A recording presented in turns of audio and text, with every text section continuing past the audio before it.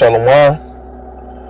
Starting off, all praises, honor, and glory, it goes to Yahweh, Bahashem, Yahweh Shai, Bahashem, Rakah Kwadash. Double honors to the apostles, double honors to the elders of great millstone. Yahweh, Bahashem, Yahweh Shai, Brakathum to the hopeful elect. Shalom, shalom. It's the brother Taziyar Benyamin from the GMS Kansas City Church. And yeah, this is just going to be a in transit lesson through the Spirit entitled "Be Ready to Go."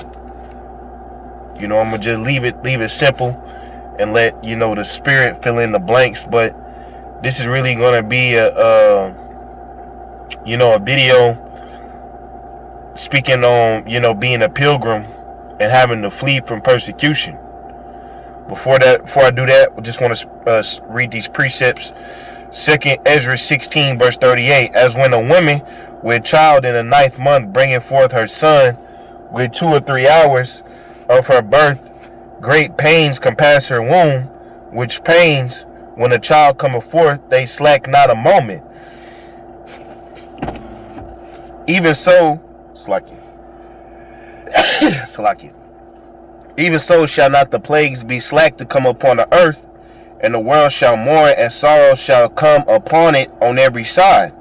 Verse 40, this is the point. O my people, hear my word, make you ready to the battle, and even in those days, be even as pilgrims upon the earth.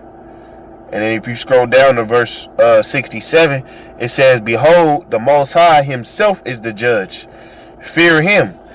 Leave off from your sins, and forget your iniquities, to meddle no more with them forever. So shall the Most High lead you forth and deliver you from all trouble. So in that verse 40, 39 and 38, it was just saying how there's going to be great trouble upon the planet Earth, and Jake is going to have to become a pilgrim, which to put it into modern terms, hey, you're not going to have a set dwelling place. You're not going to have a set home. You're not going to have a set location. Pilgrims really get in where they fit in. All right. Let's just say that pilgrims get in where they fit in. We ain't gonna say every brother's gonna be living in a cardboard box. But we also can't say every brother is gonna be in a mansion, or every brother is gonna be in a bunker. No. Dealing with these times, and the uncertainty of these times. We have to expect anything to go left. You gotta expect anything to go left, especially when this persecution arises, when people want to not only harm members of the church, but hey, even potentially delete members of the church. That's not a cowardly thing to flee. Yahweh Shai commanded us to flee into the next city. Yahweh Shai himself fled from persecution. King David, he had to flee from persecution. So it's all part of the tactics of war. Sometimes you're on offense, sometimes you're on defense. Sometimes you are the one attacking. Sometimes you are the one being attacked, and then you have to flee. You know what I'm saying? And just I took a little time away from the city for a couple of days. I went out into the wilderness, I'll say that. And that just that drive alone put me in the mindset of, hey, it ain't always gonna be familiar territory wherever we land at. It ain't always gonna be familiar territory where you're at, man. You always ain't gonna be in a fucking five mile radius of your house, cause even then, everybody know your block. every Jake know they block, man. Every Jake know what's 5 blocks up that way, 5 blocks that way, 5 blocks that way, and 5 blocks that way. Everybody know. You know? But what happens when we are in such turbulent times where we don't know? We don't know where we at. You know what I'm saying? We don't know where we're gonna lodge. We don't know about shelter. We don't have guaranteed food and water, man.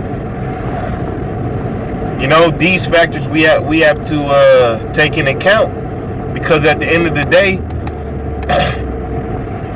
our main mission is to survive to the end, man.